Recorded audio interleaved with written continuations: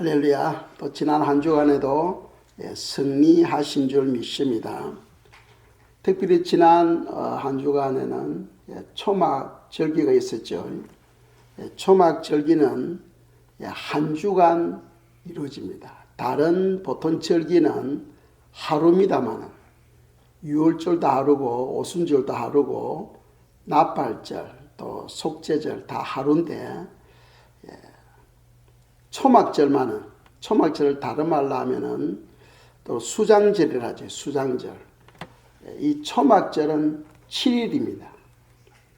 7일을 지키도록 하는 이유는 이 초막절은 주시는 의미는 보리농사, 밀농사, 포도농사, 농사를 추수하여 창고에 드리고 이제 하나님께 감사의 제사를 드리는 시간이에요. 그러니까 먹을 것을 잔뜩 창고에 보관하고 하나님께 예배를 드릴 때 마음이 얼마나 흐뭇하고 기쁘겠습니까? 그래서 이 초막절은 하나님께서 복을 주는 시간이에요. 복을 주는 시간입니다. 또 한 해 동안에 또 새로운 한 해 동안에 주님께서 풍성한 은혜를 주기를 원하시는 거예요. 그래서 초막절 때는 4종류의 식물을 가지고 기도하도록 가르치고 있죠. 그래서 첫 번째는 아름다운 과일을 가지고 성전을 돌도록 합니다. 천국에 가면은 음식이 뭐예요? 생명나무의 과일이죠. 생명 과일을 먹습니다. 이 생명 과일은 종류가 엄청나게 많습니다. 그런데 그 속에 생명이 있기 때문에 그냥 생명 과일이라고 부르는 거예요. 그래서 그것을 상징해서 초막절 날 아름다운 과일, 뭐 포도라든지 또 레몬이라든지 또 사과라든지 여러 가지 과일을 가지고 돌도록 하는 것은 주여 이 새로운 한 해 동안에 일용할 양식으로 넉넉하게 채워달라고 기도하는 시간이에요. 일용할 양식으로. 그러니까 일용할 양식은 보통 우리가 먹는 것만 생각하는데 그러지 않습니다. 하루 동안에 필요한 양식이에요. 그 양식 속에는 지혜도 있어야 되고 지식도 있어야 되고 또 건강도 있어야 되고 또 많은 것이 따라요. 그러니까 그 하루 동안에 필요한 그 모든 것을 주님께서 매일매일 공급해 주시도록 기도하라 하는 그런 뜻이 되겠습니다.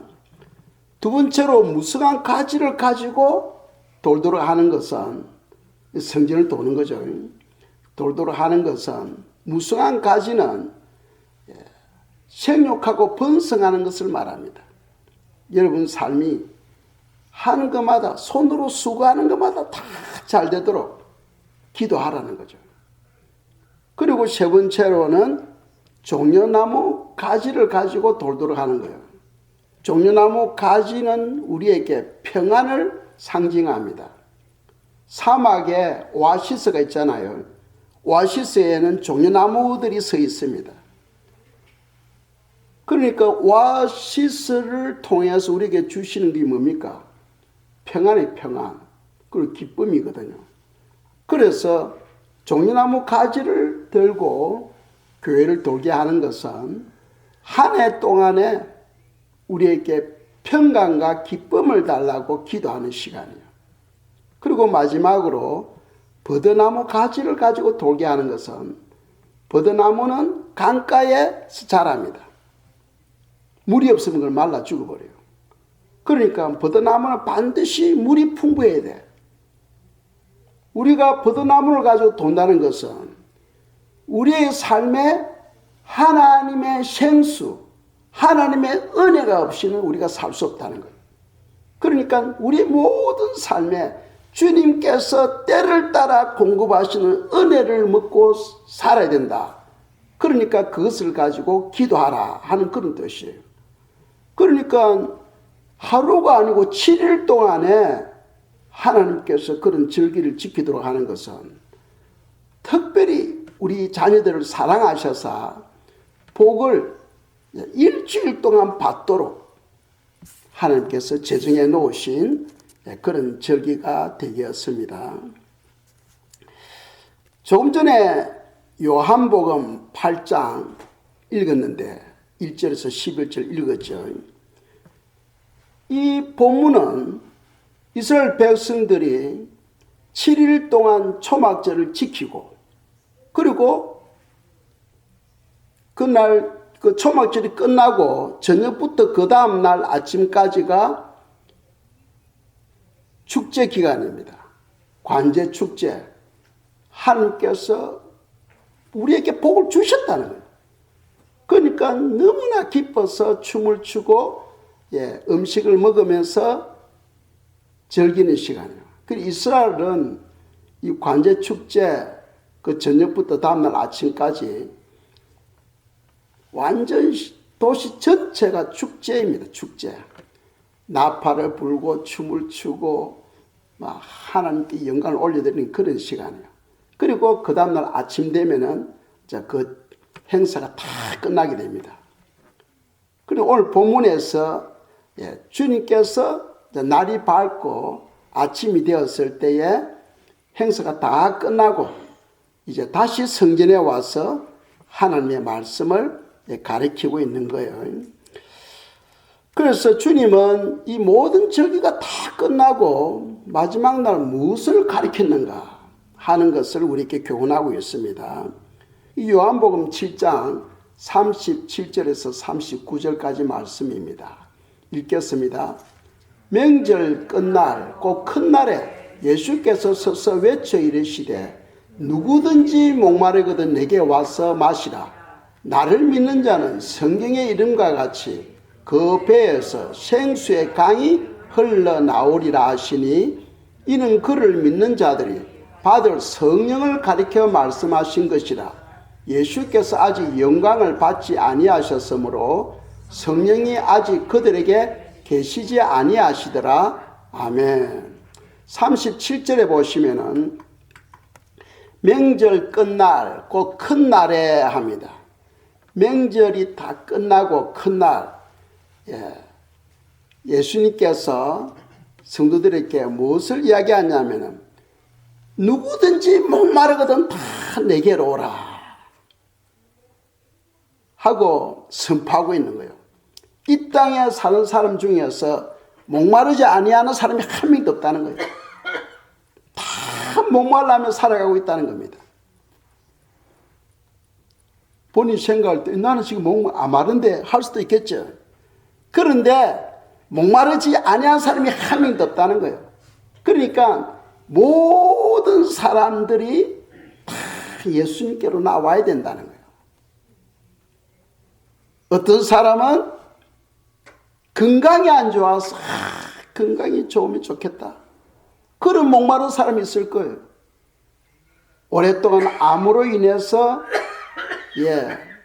암과 씨름하는 사람들이 있겠죠. 또는 고혈압 때문에 또는 어떤 사고로 인해서 사고를 당한 사람들. 그런 사람들은 건강에 목말라는 사람들. 건강에 목말라는 사람들. 또 어떤 사람들은 재물에 목말라는 사람들. 물질이 필요한데 물질이 없다는 거예요. 누가 좀 이때에 누가 물질을 좀 주면 좋겠는데 하고 또 그 물질을 위해서 열심히 수고하고 애쓰는 거예요. 그러나 밑 빠진 독에 아무리 물을 부어본들 물이 다 흘러버리듯이 예수님 안에서 살지 않은 그 모든 삶은 축복이 아무리 내가 수고하고 애써도 복이 밑으로 다 흘러버린다는 거예요. 흘러버린다. 그 물질에 목말라는 사람. 또 어떤 사람은 지식에 목말라는 사람들도 있죠. 지식을 얻기 위해서 밤새도록 공부하고 합니다. 아무튼 많은 사람들이 방법은 다르지만 다 목말라하며 살아가고 있는 거예요. 그런데 누구든지 목마르거든 주님은 다 내게로 오라 와서 마시라는 거예요. 내가 주는 물을 마시면은 영원히 목마르지 아니한다 하고 말씀하고 있는 거예요. 이 땅에 많은 종교들이 있잖아요. 종교가 다 우리를 구원하는 게 아니죠. 저도 어릴 때 참 절에서 공부하면서 스님들 되게 부지런하더라고. 새벽에 일어나가지고 목 탁탁탁 두드리고. 그런데 저보고 책 좀 읽으라고 몇 권을 불교 서적 갖다 주더라고. 그걸 제가 쭉 보니까 전부 다 착하게 살아가는 거예요. 도둑질하지 마라. 간음하지 말라. 남을 속이지 마라. 거짓말 하지 마라. 전부 다 율법에 관한 거예요. 그러니까 이 땅에 많은 종교가 있는데 종교들마다 다 좋은 말만 적혀 있어. 그런데 가장 중요한 게 없어요. 뭐냐? 제 문제를 해결하는 부분은 언급이 없어. 우리가 왜 인간이 타락했습니까? 다 죄 때문에 타락했잖아요. 이 죄 문제를 해결하는 방법을 제시하는 종교는 기독교밖에 없다는 거예요. 그 문제를 해결하기 위해서 하나님이 사람의 몸을 입고 이 땅에 오셔서 대신 우리 죄를 그분이 짊어지시고 십자가에 죽어주신 거예요. 그래서 누구든지 예수님을 믿으면은 죄 사함을 받고 하나님의 자녀가 되는 그런 엄청난 권세를 주신 거예요. 그러니까 이 땅에 많은 종교들이 있지만은 다 가짜예요, 가짜. 다 가짜예요. 다 착하게 살아라, 착하게 살아라. 아니요. 착하게 산다고 구원받는 게 아니에요. 죄 문제 해결되지 아니하면은 죄는 더러운 거예요. 더러운 몸을 가지고 어떻게 거룩한 하나님께 나아갈 수 있어요? 어느 누구도 갈 수 없는 거예요. 죄 문제가 해결되지 않고는 누구든지 천국에 들어갈 수 없다 하는 것을 성경 가르치고 있는 거예요. 그리고 우리가 지금 예수님을 믿고 예수님께 예배 드린다는 거, 이건 엄청난 축복입니다. 엄청난 축복입니다. 그래서 주님께서 누구든지 목마르거든 내게로 오라는 거예요. 내가 주는 물은 영원히 목마르지 아니한다. 그러니까 예수님 안에 우리 인간의 생사화복이 다 들어있는 거예요. 생사화복이 다 들어있는 거예요. 지혜가 부족하면 지혜를 구하면 지혜를 주실 것이고, 물질이 부족하면 물질을 구하면 주님께서 물질을 주실 것이고, 건강이 부족하면 건강을 달라고 기도하면 주님께서 건강을 주신다 하고 성경은 말씀하고 있어요. 그래서 주님께서 이 초막절 마지막 날 무엇을 가르치느냐? 첫째로는 나를 믿으면은 너희들이 내가 생수를 주겠다. 나를 믿으면 생수를 주겠다. 영원히 목마르지 않은 생수를 주겠다 하는 것이고, 두 번째로는 신앙생활을 오래 했다고 해서 또 내가 성경을 좀 안다고 해서 그 사람의 신앙이 계속 성장하는 건 아니더라는 거예요. 많은 사람들은 나는 신앙생활을 좀 오래 했어, 나는 성경을 좀 알아 한다고 해서 그 사람의 믿음이 좋으냐? 아니에요. 그런 게 아니에요. 잘못하면 우리가 그러는데 속을 수도 있다는 거예요. 요한복음 7장 45절입니다. 읽겠습니다. 아랫 사람들이 대제사장들과 바리새인들에게로 오니 그들이 묻되 어찌하여 잡아오지 아니하였느냐? 아멘. 이 종교 지도자들이 명령을 내린 거예요. 예수님 믿지 말라고. 이제 누구든지 예수님을 발견하게 되면 다 고발해라는 거예요. 그리고 잡아오면 상급 주겠다는 거예요. 여기서 보세요. 대제사장들, 바리새인들, 이 사람들은 모든 백성들로부터 칭송을 받는 위대한 종교 지도자들이에요. 모든 백성들이 그분들을 거룩히 여기며 진짜 하나님이 사랑하는 사람들로 다 생각하고 있는 거예요. 그런데 성경에서는 이 대제사장들, 바리새인들, 이들이 예수님을 믿지 않았다는 거예요. 중요합니다. 신앙생활 좀 했다고 해서 착각하지 마시기 바랍니다. 성경은 우리에게 가르치고 있어요.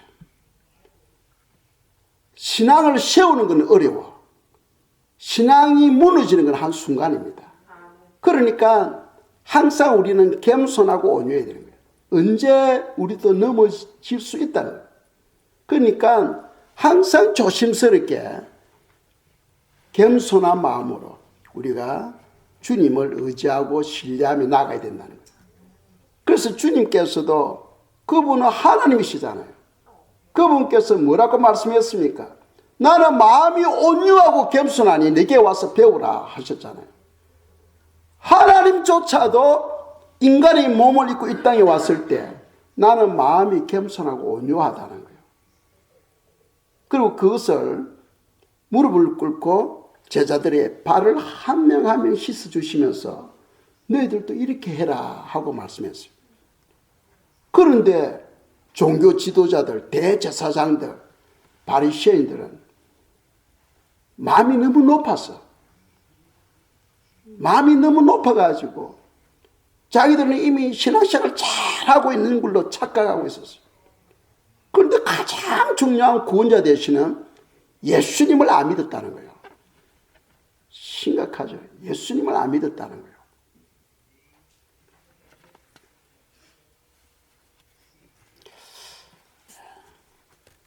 그래서 우리 신앙은 좀 신앙생활 오래 했다, 성경을 좀 안다 해서 반드시 신앙 성장을 가져오는 건 아니다 하는 것을 우리에게 교훈하고 있어요.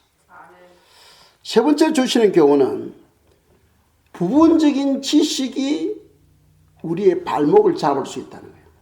조금 안다는 그것이 우리 발목을 잡을 수 있다는 거예요. 많은 사람들이 나는 잘 알아, 나는 좀 알아 하는 그것이 자기 신앙의 발목을 잡아서 성장하지 못하고 잘못하면 지옥으로 끌어내리는 그런 현상을 가져올 수도 있다는 거예요. 만일 대제사장 바리새 이 사람들이 끝까지 예수님을 안 믿고 있다면 그들이 가는 곳은 어디입니까? 지옥밖에 없어요.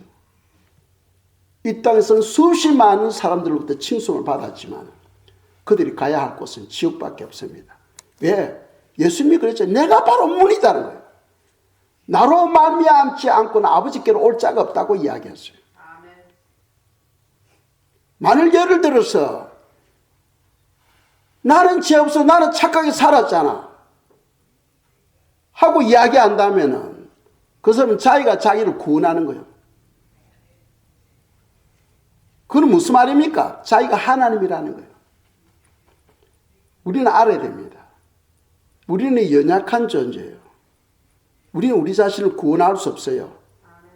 그래서 구원자 예수님이 필요한 거예요. 왜? 내가 제 문제를 해결할 수 없잖아. 그런데 사람들이요, 스스로 나는 뭐 도둑질도 안 하고 사람도 안 죽이고 해서 나는 죄 없다. 그런데 죄 중에서 가장 큰 죄가 무슨 죄냐 하면 하나님을 믿지 아니하는 죄입니다. 여러분들이요, 로봇을 만들었어요. 예를 들어서 로봇을 만들었는데 그 로봇을 딱 만들고 보니까 주인이 시킨 대로 해야 되잖아요. 물건 가지고 와, 청소해 하면 로봇가 해야 됩니다. 그런데 로봇 가만히 있더만 주인을 뺨을 때리는 거예요. 그러면 주인이 어떻게 하겠어요? 그 빨리 없애야 됩니다. 큰일 나죠. 로봇인데 두세 대 맞으면 죽습니다. 순종하라고 로봇을 만들었는데 이 로봇이 주인인데 막 달라드는 거예요. 그러면 빨리 부숴버려야 됩니다. 이 땅의 모든 인간을 하나님이 창조했는데, 부모를 통해서 창조했는데, 나를 창조한 하나님을 믿지 아니한다면 그 어떻게 하겠어요? 심각하게 되겠죠. 그래서 죄 중에 가장 큰 죄가 무슨 죄냐? 하나님을 믿지 아니하는 죄입니다. 하나님을 믿지 않는 죄예요. 그래서 누구든지 어떤 죄를 범했던 간에 다 회개하고 예수님께로 돌아오면 다 구원을 받잖아요.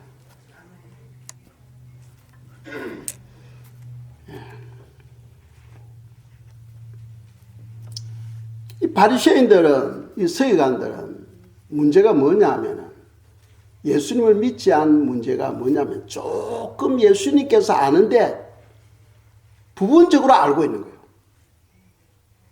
그럼 무슨 지식이 그들이 발목을 잡고 있었느냐? 예수님을 믿지 못하도록 했느냐? 예수님이 갈릴리에서 성장했잖아요. 그런데 그들이 생각하기로는 아니 선지자나 메시아는 예루살렘 그렇지 않은 베들레헴에서 탄생해야 됩니다. 그런데 예수님은 갈릴리에서 탄생했다고 그들은 생각을 하는 거예요. 그리고 갈릴리에서 무슨 메시아가 나올 수 있느냐는 거예요.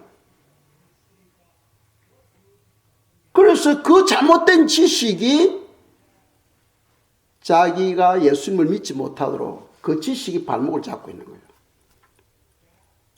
만일 대제사장, 서기관 이 사람들이 마음이 겸손하고 온유하다면은 예수님을 불러서, 왜? 예수님 쉽게 만날 수 있잖아. 성전에서 날마다 가서 말씀을 선포하고 가르치고 했으니까 성전에 들어가면 예수님을 만날 수 있어요. 그러면 예수님께 질문할 수 있습니다. 당신은 어디서 태어났습니까? 물을 수 있어요. 그런데 그들은 묻지 않습니다. 물어보나 마나 갈릴리에서 자랐으니까 갈릴리에서 당연히 태어났을 것이다 하고 착각하고 있는 거죠. 우리는 성경을 통해서 다 알잖아요.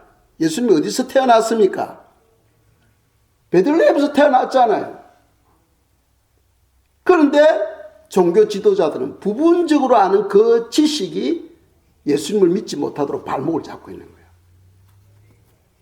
그래서 오늘날에도 성도님들이요, 신앙생활 하는데 내가 알고 있는 잘못된 그 지식이 축복의 자리로 나아가지 못하도록 자기 발목을 잡고 있는 거예요. 잘못된 그 지식이. 겸손해야 됩니다. 온유해야 됩니다. 내가 다 큰 줄 알게 되면은 반드시 넘어지게 된다 하는 사실을 성경은 예수님께서 말씀하셨죠.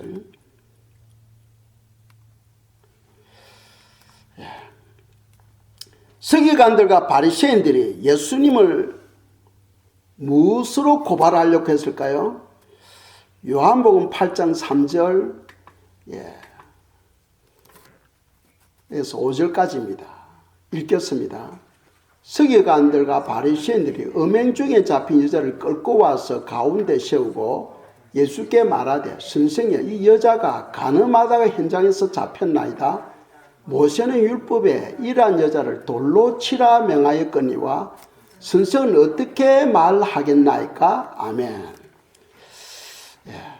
지금 서기관들 바리새인들이 예수님에게 와서 고발할 조건을 찾아서 예수님을 고발하려고 하는 거예요.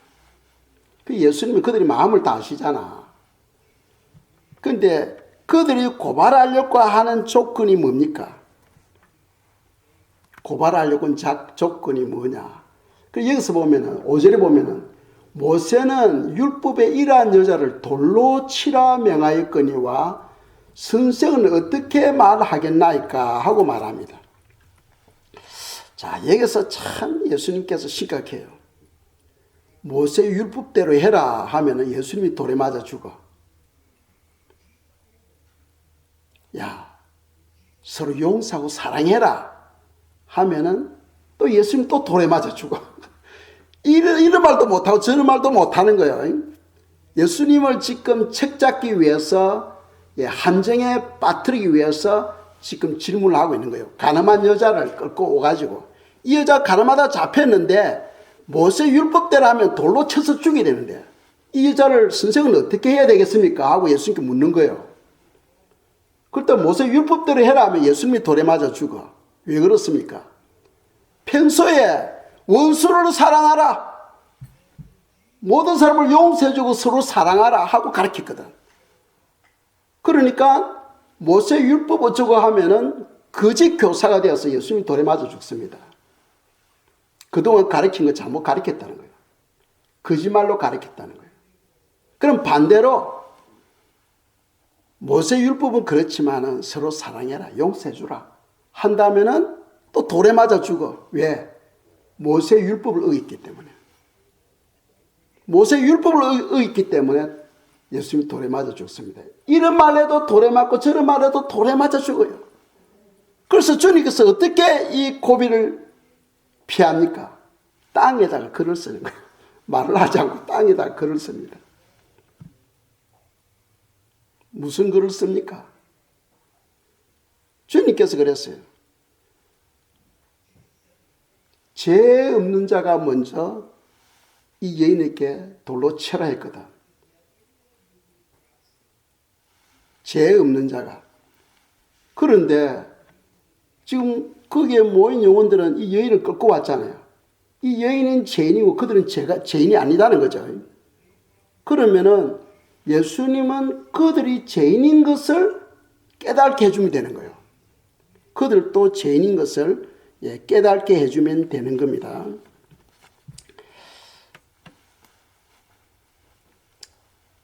이 지금 예수님의 말씀과 또 초막절 절기를 통하여 우리에게 주시는 교훈이 뭐냐면은 남을 판단하지 말고 정죄하지 말고 축복 기도해 주라는 거예요. 우리는 오늘날 사람들이 살아가는데 저 인간은 안 돼. 저 인간은 우리 교회 오면 안 돼. 절대로 안 돼. 하고 막아버리고 저 영혼에게는 구원받으면 안 돼. 하고 우리가 판단해 버립니다. 그런데 성경에 이런 말씀이 있어요. 하나님께서 보내심을 받지 아니하면은 하나님께서 우리에게 보내주지 아니하시면은 우리에게 올 자가 없다고 되어 있어요. 어떤 악인도 온다면은 그건 하나님이 보내신 거예요. 아시겠죠? 우리가 예수님 믿기 전에는 우리도 똑같은 존재였어요. 우리도 악한 존재였어요. 죄인이었다는 겁니다. 그런데 예수님 만남으로써 우리가 하나님 자녀가 되었고 의인이 되었잖아요. 그래서 의인이라는 것은 내가 무슨 착한 일을 해서 의인이 아니고 예수님 안에 있음으로써 우리 연약함 그 모든 것을 주님이 대신 담당해 주셨기 때문입니다. 우리가 착하게 살아서 그런 게 아니고 주님이 우리 모든 연약함을 대신 져 주셨기 때문입니다. 그래서 초막절을 통하여 주님께 주시는 경우는 서로 판단하지 말고 정죄하지 말라는 거예요. 그것을 하나님께 맡겨버리라는 겁니다. 여러분들 그렇게 하고 있습니까? 사람들은요, 자기가 하나님이 돼가지고 자기가 심판하려고 해요. 저 인간은 이렇기 때문에 안 되고, 저 인간은 이렇기 때문에 안 되고, 막 자기가 다 자르려고 해요. 아니요. 모든 심판은 하나님께 맡겨버려야 됩니다. 아시겠죠? 아멘. 모든 심판은 하나님께 맡겨버려야 됩니다. 예수님도 그랬어요. 모든 심판을, 예수님은 심판할 권세도 가지고 있었지만 심판하지 않고 이 땅에서 영혼을 구원하기 위해서 힘쓰고 있었어요. 내가 심판한다면 내가 하나님 자리에 앉아 있는 거예요. 엄청난 교만이죠. 엄청난 교만입니다. 요셉 보세요. 마리아의 남편 요셉. 그 마리아하고 결혼하기로 약조가 되어 있어. 그런데 어느 날 보니까 결혼할 아내가 배가 불러오는 거예요. 배가. 마리아가 임신을 한 겁니다. 요셉이 볼 때는 같이 잔 적도 없는데 여러분들이 말하는 요셉이라면 괜찮아 하고 넘어가겠습니까? 이거는 용서가 안 되지. 내하고 결혼할 여자가 뒤에서 어떤 남자하고 만나가지고 벌써 임신까지 했다는 게 이게 용납이 안 되는 겁니다. 그런데 성경은 뭐라고 말씀합니까? 요셉은 어려운 사람이라 가만히 그 관계를 끊으려고 했다는 거예요. 보통 사람들은 그 정도 되면은 화가 나가지고 그래 너가 나를 속였어? 나도 참을 수 없지 하면서 복수를 하려고 해요. 그러니까 해당에다가 이 가늠한 이 여인을 고발하게 되면은 사람들이 돌로 쳐 죽입니다. 마리아는 돌에 맞아 죽을 그런 죄를 지금 범하고 있는 거예요. 그런데 그런 관계를 요셉은 조용히 그 관계를 끊으려고 했다는 거예요. 그래서 성경은 요셉에 대해서 어려운 사람이다 하고 이야기합니다. 그와 같이 우리 남의 죄에 대해서 판단하고 뒤에서 욕하고 비난하고 그렇게 하면 안 되는 거예요. 모든 것은 하나님께 맡기고 우리가 해야 할 일은 조용히 그런 사람들을 위해서 바른 신앙생활을 할 수 있도록 기도해 주는 거예요. 기도. 아시겠죠? 그걸 지금 우리에게 말씀하고 있고, 또 하나는 지금 이 가늠한 여인을 끌고 왔어요. 그런데 사실은 그 사람들도 다 죄인이잖아. 성경에 보면 모든 사람이 죄를 범했다는 거예요. 그러니까 그 사람들도 다 죄인입니다. 죄 없는 분이 예수님밖에 없어요. 예수님만이 돌을 들고 그 여인을 죽일 수 있는 그런 권한을 가지고 있어요. 그럼에도 불구하고 예수님이 뭐라고 합니까? 나도 너를 정죄하지 않겠다. 자비를 베풀잖아요. 나도 너를 정죄하지 않겠다. 그리고 세 번째로는 그 여인이 이제 그 여인을 심판할 사람이 아무도 없는 거예요. 그래서 많은 사람들은 생각합니다. 이런 가늠한 여인도 예수님께서 심판하지 않고 자비를 베풀었다는 거예요. 그러니까 누구든지 예수 믿으면 무슨 죄를 범해도 괜찮다는 거예요. 그런 잘못된 신앙관을 가지고 있는 사람들도 많이 있다는 거예요. 여러분, 예수님만 믿으면 무슨 짓을 해도 괜찮아요? 오늘 그런 신앙을 가지고 있는 사람들이 많아요. 예수님께서 내 제 모든 문제를 다 해결해 주셨기 때문에 내가 어떻게 살아도 괜찮다 하고 가름질하고 속이고 사기치고, 그리스도인들이 그런 사람 많아요. 그 잘못된 신앙관이 들어가가지고 그런 짓 하는 거예요.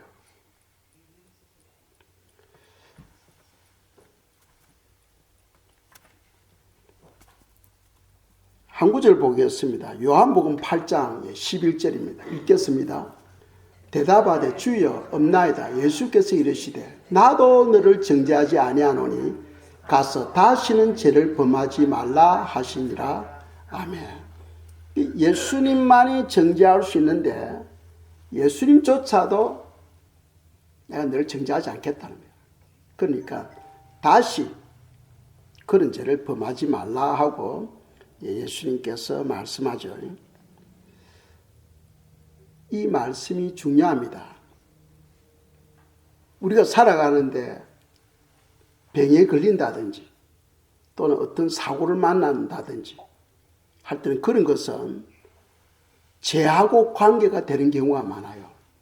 반드시 100% 때문에 온다고는 말할 수 없지만은 대부분이 다 죄 때문에 병마가 찾아오고 사건들이 생기는 거예요. 그래서 지금 이 가늠한 여인에게 그 주인은 사람들은 다 떠나고 예수님께서 말씀하세요. 가서 다시는 죄를 범하지 말라. 다시는 죄를 범하지 말라 하고 이야기합니다. 한 구절 더 보겠습니다. 요한복음 5장입니다. 5장 14절 읽겠습니다. 그 후에 예수께서 성전에서 그 사람을 만나 이르시되 보라 너가 나았으니 더 심한 것이 생기지 않게 다시는 죄를 범하지 말라 하시니 아멘. 이 말은 요한복음 5장에 보면 베데스다 연못이 있어요. 거기는 많은 환자들이 모이는 곳입니다. 왜 그러냐 하면은 베데스다 못에 물이 동할 때에 움직일 때에 제일 먼저 그 물속에 들어가는 사람은 무슨 병에 걸렸든지 다 고침을 받는 거예요. 그러니까 많은 병자들이 베데스다 못에 다 모여 있는 거예요. 그런데 거기 보니까 예수님 보니까 38년 된 병자도 있는 거예요. 38년 된 병자는 개우 그냥 누가 손가락도 잘 움직이지 못하는 그런 사람이에요. 그런데 물이 동하더라도 자기가 내려가려고 움직이지만은 벌써 다른 사람이 벌써 크게 퐁나고 들어가 버리는 거예요. 그러니까 38년 동안 그 기회를 얻지 못하고 지금 고통 가운데 있는 거예요. 그런데 예수님께서 그 사람을 고쳐줍니다. 너 자리를 들고 가라는 거예요. 그런데 어느 날 앉아 성전에서 그 사람을 만납니다. 만났을 때에 지금 이 14절에 하신 말씀이에요. 그 후에 예수께서 성전에서 그 사람을 만나 이르시되 뭐라고 합니까?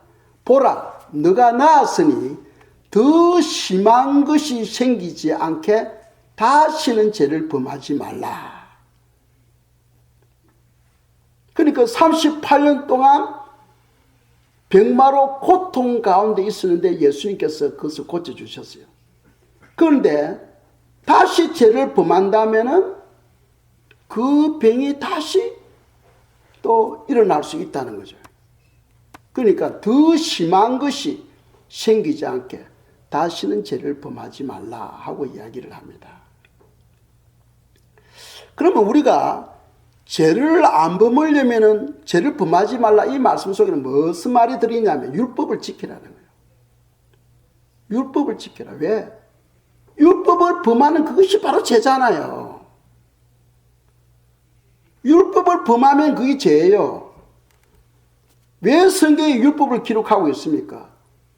너가 이것 지키지 않으면 죄가 된다는 거예요. 그래서 하나님을 경외하는 자는 어떤 자였습니까? 하나님을 경외하는 자, 하나님을 두려워하는 자. 하나님을 경외하는 자는 그의 말씀에 복종하는 자예요. 말씀에 복종하는 자. 그런 사람이 하나님을 두려워하는 자예요. 하나님을 경외하는 자는 세 번째로 그분을 사랑하는 자예요. 오늘날 사람들이 하나님을 경외할 줄 몰라. 그러니까 성경은 성경이고 내 신앙은 내 신앙이에요. 따로 노는 거예요. 하나님을 경외함이 없으니까 성경에서 어떻게 해도 그 상관이 없어. 그냥 지 마음대로 살아가는 거예요. 그냥. 지 마음대로 살아가는 거예요. 하나님이 아무리 복을 주려고 해도 그 축복 안에 들어오지를 못하는 거예요. 생각해 보세요. 여러분 머리카락이 길어가지고 이발소 가서 머리를 잘라야 돼요. 머리를 자르려면 이발소 안에 들어가야 됩니다. 머리를 자른 사람 앞에 가야 되는 거예요.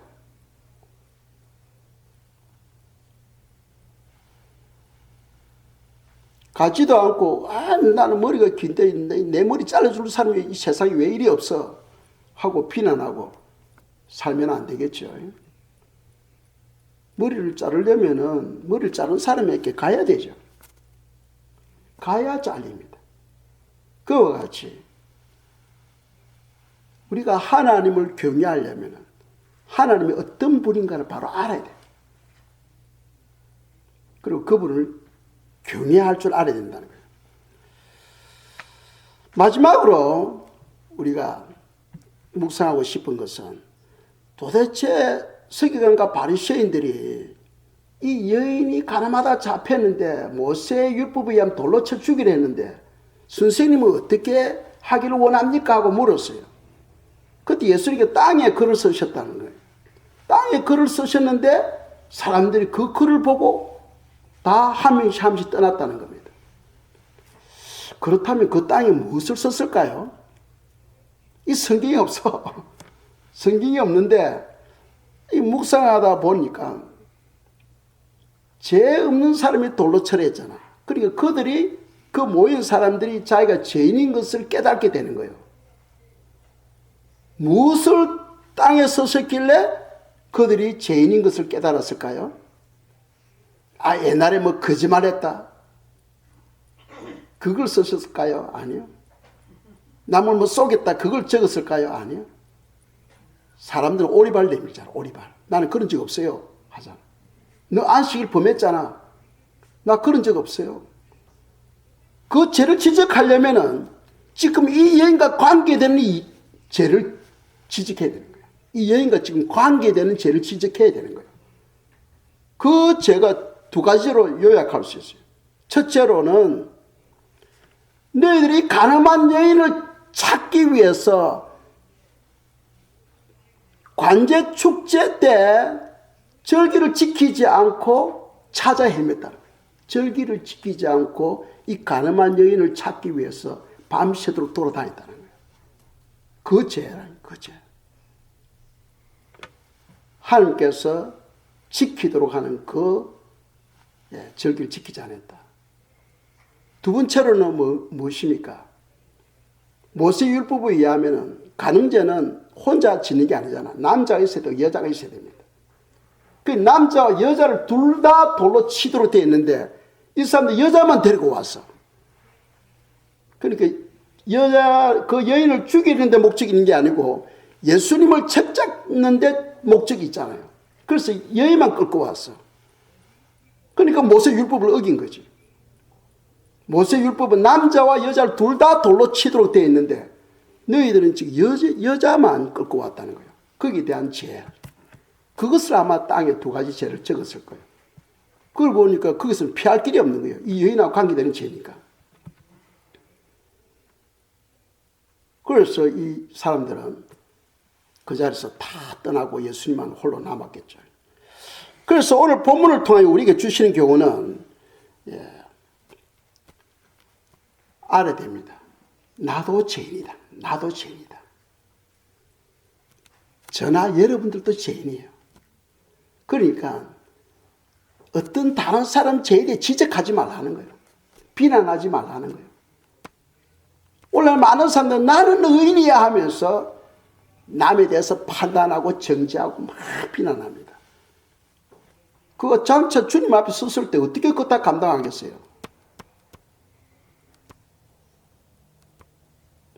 무슨 말이든지 우리가 말한 것을 다 하나님께서 다 기록해 놓고 있는데 그걸 행위책을 띄지면서 하나하나 죄를 지적할 때 그거 어떻게 다 감당하겠어요? 하나님께 맡겨버리시고 우리에게는 축복할 수 있는 기도할 수 있는 그런 특권만 주셨다는 것을 아시면 좋겠습니다. 두 번째로는 죄를 범하지 아니하려면 율법을 지켜야 된다는 거죠. 그 율법은 바로 도덕법입니다. 도덕법. 도덕법이에요. 도덕법은 미국 사람이 한국에 가도 지켜야 되고 한국 사람이 미국에 가도 지켜야 됩니다. 어디에 가도 도덕법은 지켜야 돼요.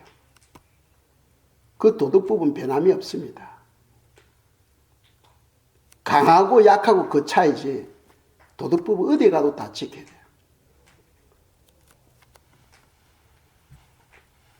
오늘 이 말씀을 통해서 하나님께서 나에게 주시는 교훈이 무엇인가를 깨달으면 좋겠습니다. 모두 자리에서 일어나셔서 찬송가 309장 드리고 기도하고 마치도록 하겠습니다.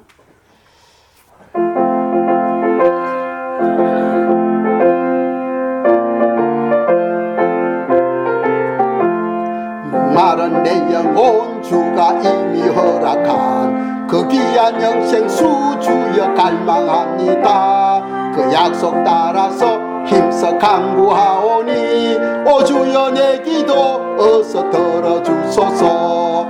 예수의 사랑 예수의 사랑 바다 물결같이 내게 임하니 영광의 물결에 온전히 쌓여서 내 영혼의 기쁨 한량 없도다. 주 내게 약속한 금비 내려주시려 은혜의 저구름 건너편에 떠올라 그 귀한 징조가 내게 밝히 보이니 나 힘을 다하여 주께 간구합니다.